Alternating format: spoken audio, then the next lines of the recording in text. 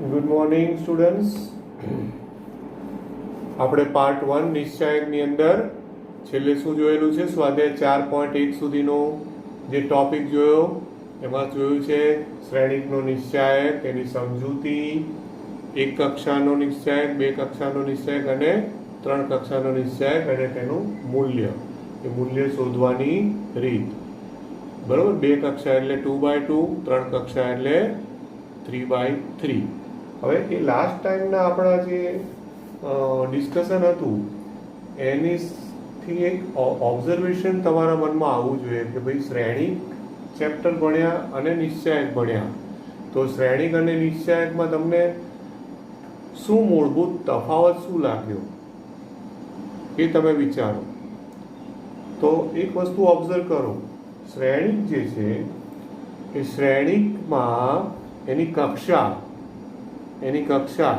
એ ચોરસ અથવા લંબચોરસ હોઈ શકે. ચોરસ પણ હોઈ શકે, લંબચોરસ એટલે કે m ક્રોસ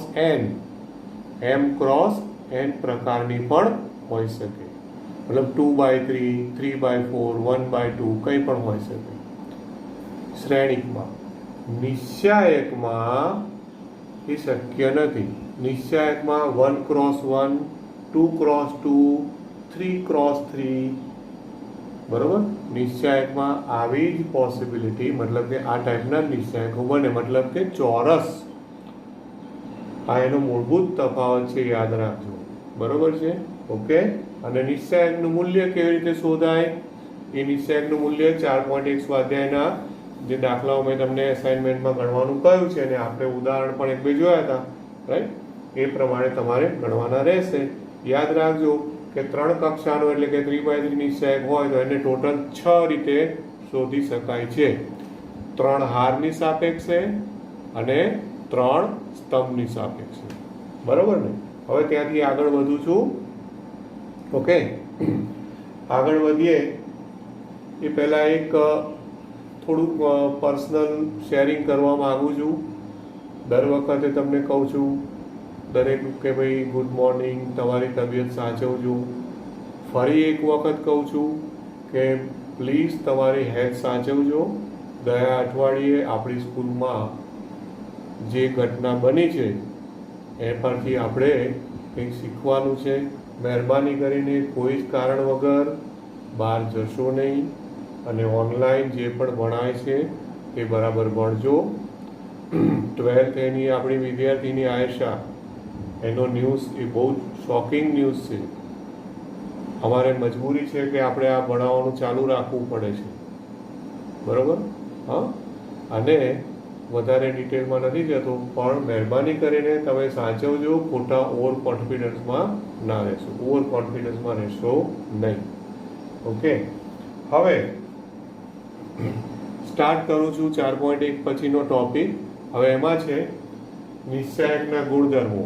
એ ટોપિક આવે છે. નિશ્ચાયકના ગુણધર્મોમાં ટોટલ 6 ગુણધર્મો છે. 6 એને જૂના બુકમાં એને પ્રમેયો તરીકે આપ્યા હતા, અહીંયા ગુણધર્મો તરીકે આપ્યા છે. બરોબર છે? હવે ગુણધર્મો એટલે કે પ્રમેયો, એમાં પહેલો ગુણધર્મ છે, હવે જો શ્રેણિકમાં બધા બેઝિક ક્રિયાઓ આપણે જોઈ લે છે ને, RI to CI ને RI to KRI ને એ બધી ક્રિયાઓ આમાં આવશે. નિશ્ચાયકમાં પણ સેમ બધી ક્રિયાઓ, બેઝિક ક્રિયાઓ આવશે અને એના ઉપરથી અહીંયા પ્રમેયો બનેલા છે. હવે પહેલો ગુણધર્મ એવું કહે છે કે નિશ્ચાયક હોય, કોઈ પણ નિશ્ચાયક હોય અને એમાં જો તમે RI to CI કરો, હવે આ યાદ કરો તો શું છે આ RI to CI એટલે શું? બધી જ હારને અનુરૂપ સ્તંભમાં ફેરવવાની ક્રિયા. બધી જ હારને અનુરૂપ સ્તંભમાં ફેરવવાની ક્રિયા. તો RI to CI કરો મતલબ કે પહેલી હારનો પહેલો સ્તંભ, બીજીનો બીજો સ્તંભ, ત્રીજી હારનો ત્રીજો સ્તંભ, તો નિશ્ચાયકના મૂલ્યમાં કોઈ જ ફેર પડતો નથી. આ ક્રિયા કરવામાં આવે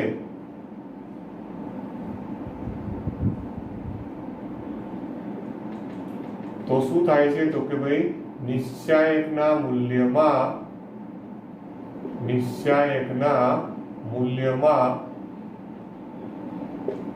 કોઈ ફરક પડતો નથી.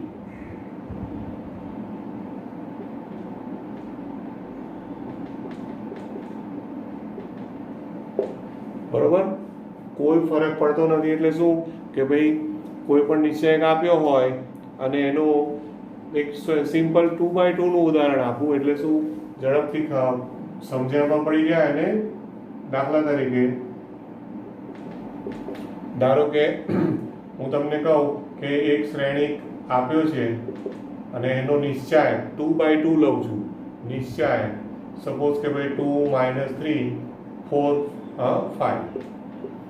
હવે આનું મૂલ્ય પહેલા શોધો. તો આનું મૂલ્ય કેટલું થાય? તો કે ભાઈ ચોકડી ગુણાકાર કરવાનો.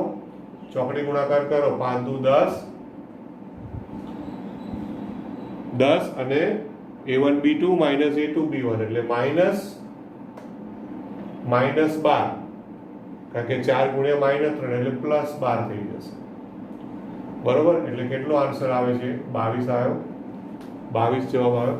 હવે આમાં Ri2Ci કરો.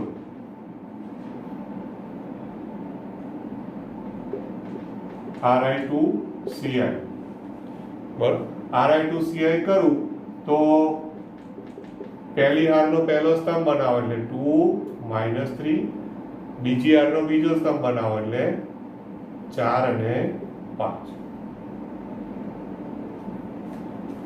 હવે એનું મૂલ્ય શોધો તો 5 × 10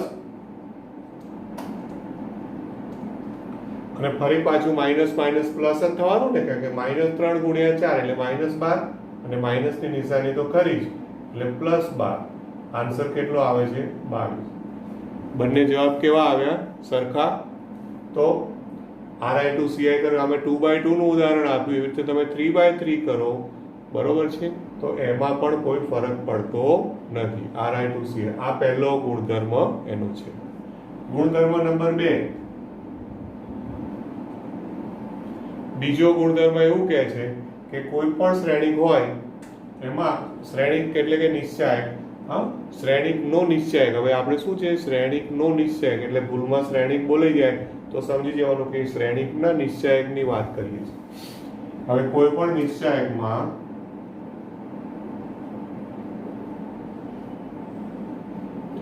કોઈ પણ નિશ્ચાયક હોય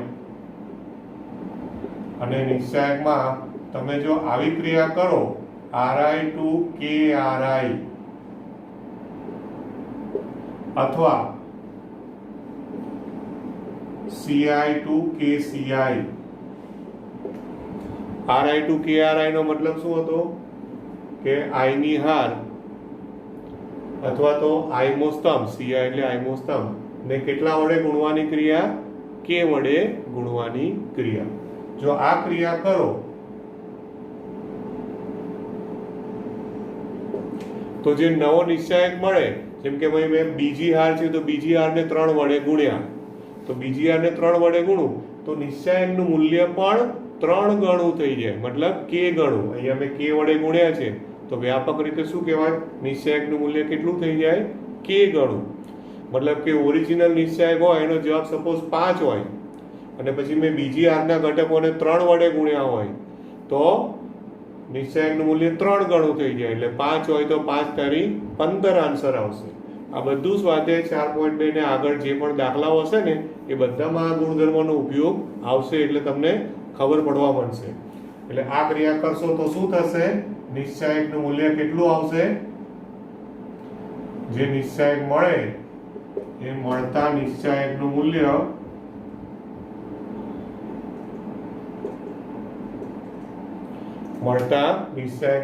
કેટલું હશે? k ગણું. કોનાથી k ગણું? જે મૂળ નિશ્ચાયક હોય ને એનાથી k ગણું. મૂળ નિશ્ચાયક હોય એ મૂળ નિશ્ચાયક ના એટલે કે એનું k ગણું મળે.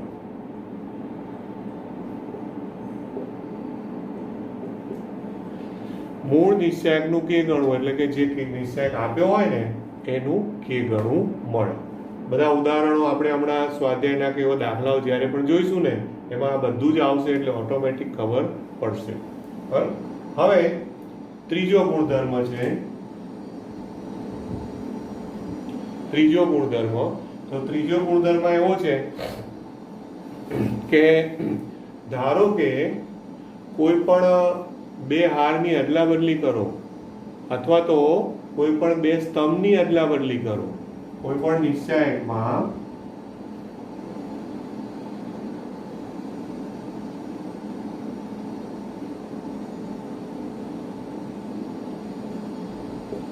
કોઈ પણ નિશ્ચાયકમાં તમે આવું કરો, Ri to Rj,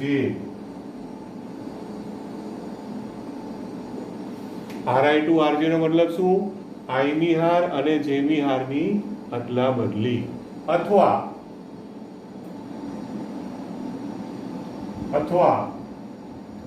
Ci to Cj, એટલે કે I મો સ્તંભ અને J માં સ્તંભની અદલા બદલી. કાં તો કોઈ પણ બે હારની અદલા બદલી કરો અથવા કોઈ પણ બે સ્તંભની અદલા બદલી કરો. જો આ ક્રિયા કરો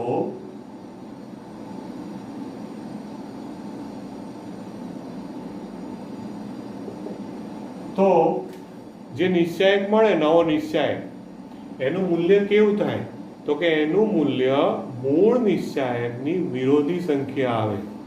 મૂળ નિશ્ચાયકની કેવી સંખ્યા આવે? વિરોધી સંખ્યા આવે.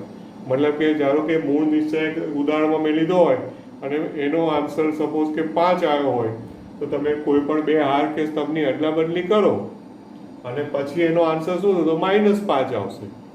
વિરોધી સંખ્યા થઈ જાય. જે પણ હોય એનો આન્સર માઇનસ થઈ જાય. પ્લસ હોય તો માઇનસ, માઇનસ હોય તો પ્લસ. એટલે આ ક્રિયા કરો તો મળતા નિશ્ચાયકનું મૂલ્ય કેવું થશે? મળતા નિશ્ચાયકનું મૂલ્ય મૂળ નિશ્ચાયક હોય એની ઋણ સંખ્યા આવશે. મૂળ નિશ્ચાયકની ઋણ સંખ્યા આવે.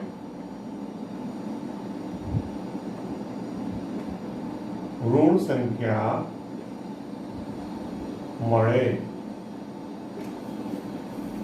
ઓકે, આ છે ત્રીજો ગુણધર્મ. આ બધા જ ગુણધર્મનો ઉપયોગ આપણે દાખલાઓમાં જોઈશું એટલે ઓટોમેટિક તમને ખ્યાલ આવતો જશે. પછી ચોથો ગુણધર્મ છે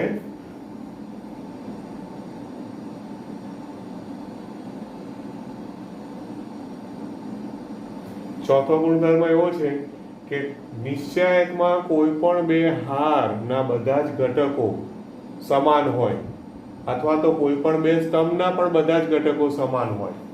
નિશ્ચાયકમાં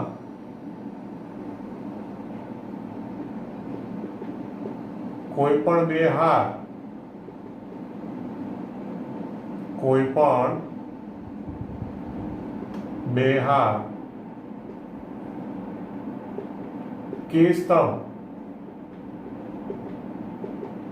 કોઈ પણ બે હાર કે સ્તંભ ના અનુરૂપ ઘટકો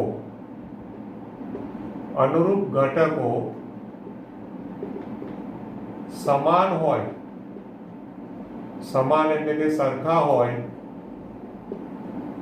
તો તે નિશ્ચાયકનું મૂલ્ય શૂન્ય મળશે. કેટલું મળશે? શૂન્ય, 0.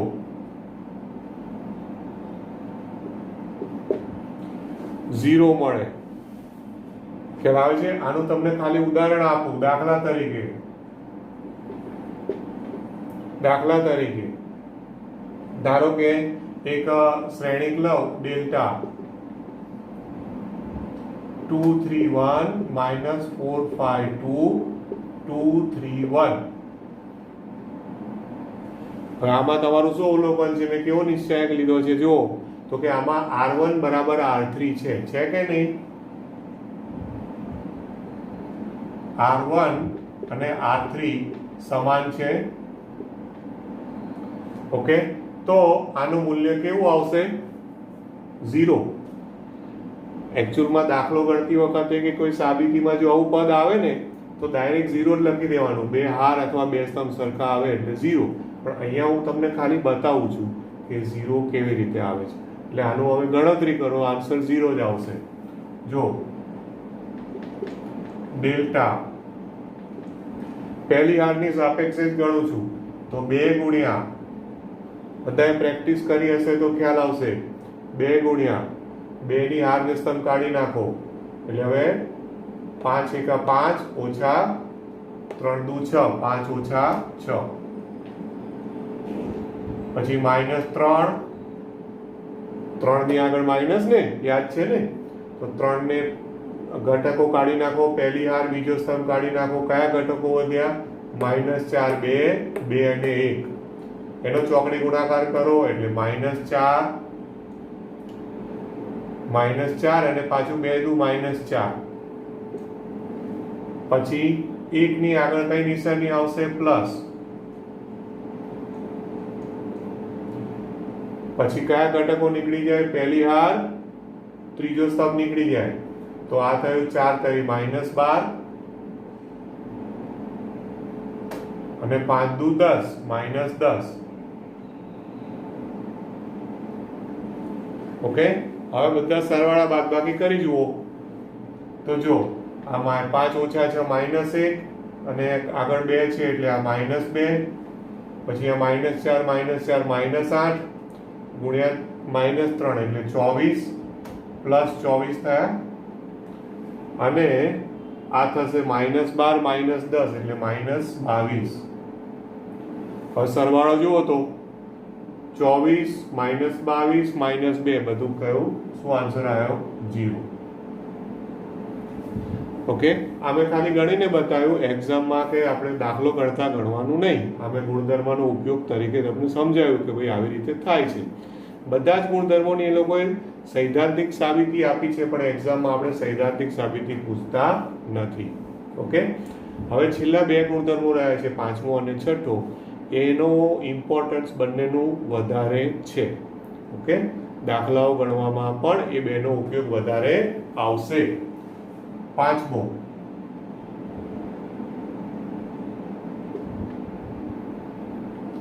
પાંચમો ગુણધર્મ છે એ આવો છે કે કોઈ પણ નિશ્ચયક આપ્યો છે, ધારો કે, હવે એને થોડું ધ્યાનથી જોજો એ શું કહેવા માંગે છે. એક નિશ્ચયકમાં સપોઝ કે પહેલી હાર આવી લઉં છું a + λ1, ઓકે, અથવા તો a1 + λ1 લઈ લો, પછી b1 + λ2 અને c1 + λ3. જો પહેલી હારમાં મેં ઘટકો કઈ રીતે લખ્યા જેનું રીઝન તમને હમણાં બતાવું. પછી અહીંયા a2 b2 c2 અને a3 b3 c3. ઓકે, હવે આ ગુણધર્મ એવું કહે છે કે આ જે નિશ્ચયક છે તો આ ટાઈપનો નિશ્ચયક, હવે આમાં કોઈનું થાય ભાઈ λ1 શું છે, તો એકચ્યુઅલમાં તમે ગમે તે સંકેત વાપરી શકો. મેં અહીંયા λ1 લીધા છે કારણ કે ટેક્સ્ટ બુકમાં લીધા છે. તમે અહીંયા d1 d2 d3 લખો, તમારે જે u v w લખો, કંઈ બી લખો, કાસો વાત. કહેવા એવું માંગુ છું કે અહીંયા કોઈ સંખ્યા છે એને 2 ભાગમાં વહેંચેલી છે, a1 + λ1 એટલે કોઈ એક સંખ્યાના 2 ભાગ આપ્યા છે. અહીંયા પણ એવું છે, અહીંયા પણ એવું. તો પહેલી હાર છે એ પહેલી હારના 2 ભાગ કરી શકાય છે. તો પહેલી હારને હું 2 ભાગમાં વહેંચું, બીજીને ત્રીજી હાર એઝ ઇટ ઇઝ લખવું, એટલે એક શ્રેણિકના 2 શ્રેણિક બને, એક નિશ્ચયકના 2 નિશ્ચયક બનાવું છું. જો એટલે પહેલી હારમાં હું શું લખું છું? અહીંયા a1 b1 c1 a2 b2 c2 a3 b3 c3 plus કર્યું. હવે અહીંયા a1 b1 c1 લઈ લીધા એટલે હવે કઈ સંખ્યાઓ રહી? λ1 λ2 λ3, λ1 λ2 λ3, અને બાકી બીજી ને ત્રીજી હાર એમની એમ a2 b2 c2 a3 b3 c3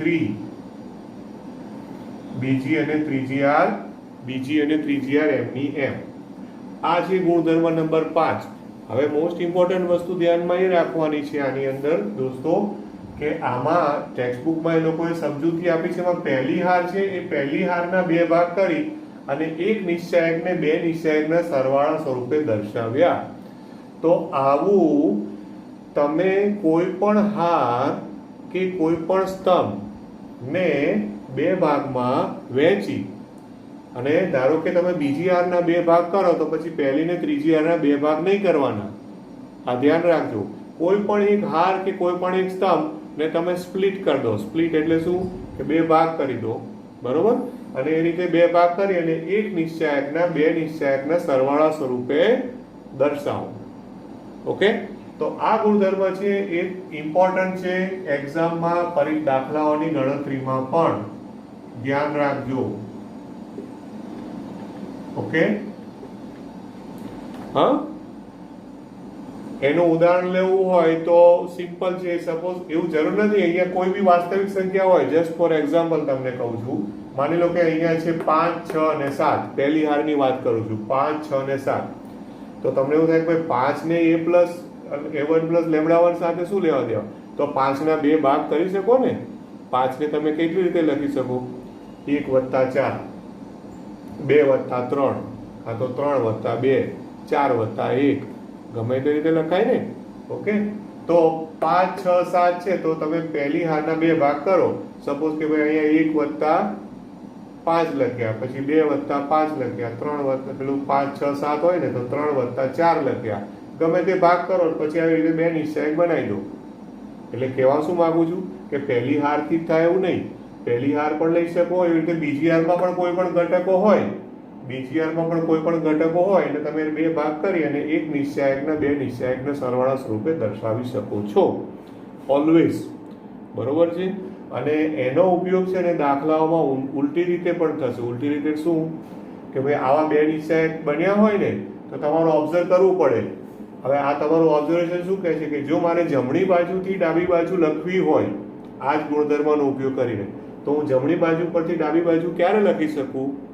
તો મારે ઓબ્ઝર્વ કરવું પડે કે જો આમાં જમણી બાજુમાં ઓબ્ઝર્વ કરો તો કે ભાઈ બીજી હાર a2 b2 c2 a2 b2 c2, ત્રીજી હાર a3 b3 c3 a3 b3 c3. એનો મતલબ કે બીજી ને ત્રીજી હાર સમાન છે. તો બીજી ને ત્રીજી હાર સમાન છે એટલે પહેલી હારનો સરવાળો કરી અને તમે બે નિશ્ચાયકમાંથી એક નિશ્ચાયક બનાવી શકો, ઉલટું, રિવર્સ. તો આવી રીતે કોઈ પણ બે હાર કે કોઈ પણ બે સ્તંભ સમાન હોય તો તમે એ બે હાર કે બે સ્તંભને એઝ ઇટ ઇઝ લખવાના અને પછી જે ત્રીજી હાર કે ત્રીજો સ્તંભ હોય એનો સરવાળો કરી અનુરૂપ ઘટકોનો અને એ બે નિશ્ચાયકમાંથી એક નિશ્ચાયક બનાવી દેવાનો. તો આવું દાખલાઓમાં આવશે એટલે ધ્યાન રાખજો. ઓકે, એટલે આ થયો પાંચમો ગુણધર્મ આઈએમપી. અને છઠ્ઠો ગુણધર્મ છે, આમાં હું આઈએમપી લખું છું ને આમાં હું મોસ્ટ આઈએમપી લખું છું. છઠ્ઠો છે એ મોસ્ટ આઈએમપી.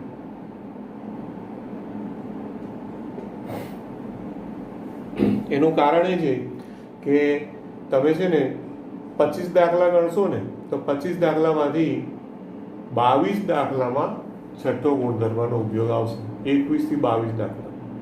આના વગર દાખલો જ નહીં થાય. મોટા ભાગના આ બધાનો ઉપયોગ તો છે નો ડાઉટ, પણ સૌથી વધારે ઉપયોગ 80% ઉપરના દાખલાઓ ટેક્સ્ટબુકના આ ચેપ્ટરમાં એમાં આનો ઉપયોગ વગર થશે નહીં. હવે કઈ બેઝિક ક્રિયા છે જે તમે શ્રેણિકમાં ભણ્યા છો, શ્રેણિકની અંદર તમે ક્રિયા કરેલી છે નિશ્ચાયકમાં, એ જ ઉપયોગ અહીંયા છે. નિશ્ચાયકમાં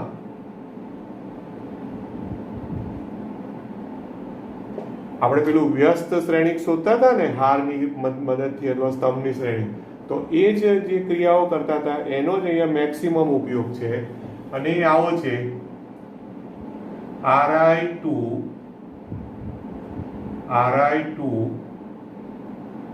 Ri પ્લસ KRJ. યાદ છે ને આ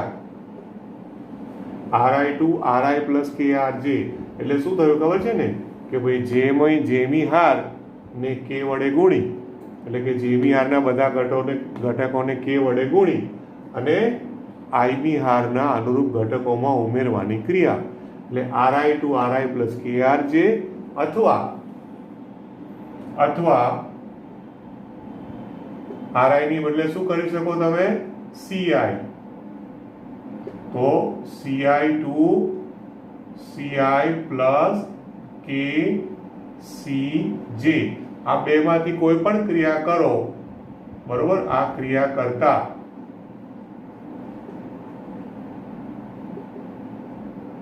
હવે મોસ્ટ ઇમ્પોર્ટન્ટ એટલા માટે છે કે આ ક્રિયા કરો તો નિશ્ચાયક હશે ને એ નિશ્ચાયકનું સ્વરૂપ બદલાઈ જવાનું. કારણ કે તમે કોઈ હારને k વડે કે 2 વડે ગુણી પછી એને બીજી હાર કે સ્તંભમાં ઉમેરશો એટલે નિશ્ચાયક બદલાઈ જશે. પણ નિશ્ચાયકનું મૂલ્ય બદલાતું નથી. આનું અગત્ય શું કામ છે આની? કે આવું ક્રિયા કરો તો નિશ્ચાયકનું મૂલ્ય બદલાતું નથી. આ ક્રિયા કરતા નિશ્ચાયકનું મૂલ્ય બદલાતું નથી. ઓકે,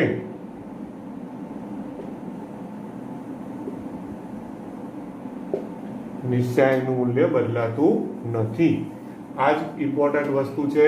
આનું તમને ઉદાહરણ આપું. દાખલા તરીકે આ જે આગળનું ઉદાહરણ છે ને એ ઉદાહરણ ના લેવાય, કારણ કે એમાં તો 2 હાર સરખી છે એટલે તો 0 જ આવવાનું છે. એટલે હું એ જ ઉદાહરણ લઉં પણ એમાં એક ત્રીજી હાર બદલી કાઢું. એટલે આ જે છે એમાં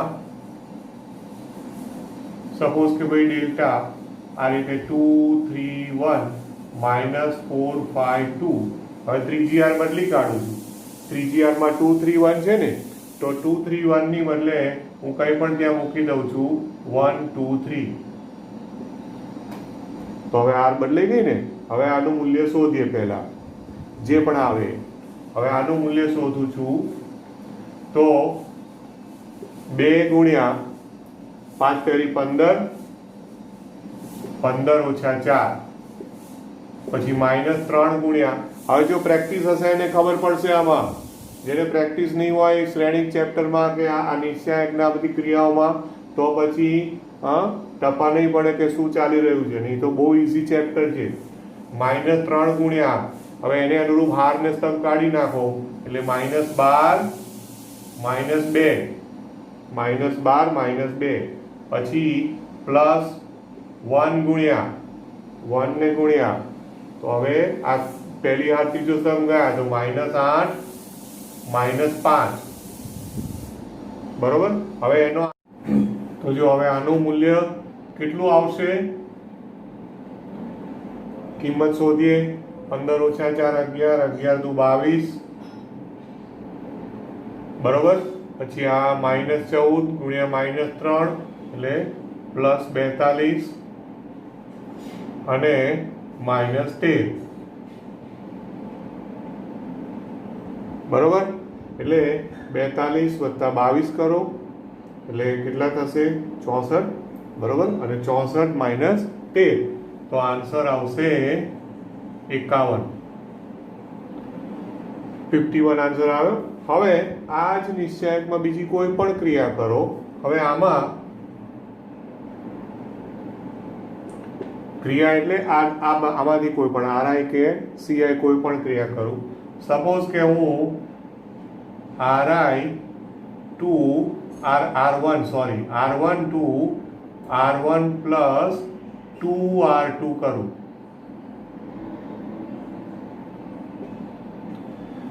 R1 to R1 plus 2R2 ક્રિયા કરીએ એટલે કે બીજી હાર છે એને કેટલા વડે ગુણવાનું? 2 વડે અને પહેલી હારમાં ઉમેરવાનું. એટલે કઈ હારમાં ફેરફાર થાય છે? પહેલી હારમાં ફેરફાર થાય છે. ઘણાને લખવામાં કન્ફ્યુઝન થાય છે. કન્ફ્યુઝન શું થાય છે? ઘણા એવું વિચારે છે કે આ સંકેત જોઈને કે 2R2 એટલે બીજી હારને 2 વડે ગુણવાનું. એટલે બધા શું કરે? ઘણા સ્ટુડન્ટ્સ કે આ બીજી હાર છે ને એને 2 વડે ગુણીને લખી કાઢે. પણ ધ્યાનથી ક્રિયાને સમજો તો બીજી હારને 2 વડે ગુણવાની છે પણ એને લખવાની નથી. બીજી હારને 2 વડે ગુણી અને પછી એને પહેલી હારના અનુરૂપ ઘટકોમાં ઉમેરવાનું છે. એટલે ફેરફાર માત્ર પહેલી હારમાં જ થાય છે. બરોબર. એટલે 2 3 1 છે એમાં જ ફેરફાર થશે, એટલે બીજી ને ત્રીજી હારમાં કોઈ ફેરફાર થવાનો નથી, એટલે બીજી ને ત્રીજી હાર એમની એમ જ છે -4 5 2 1 2 3. હવે આને 2 વડે ગુણો એટલે -8, -8 ને 2 માં ઉમેરો એટલે -6, પછી 5 ને 2 વડે ગુણો એટલે 10, 10 ને 3 13, અને 2 ને 2 વડે ગુણો 4, 4 વત્તા 1 એટલે 5.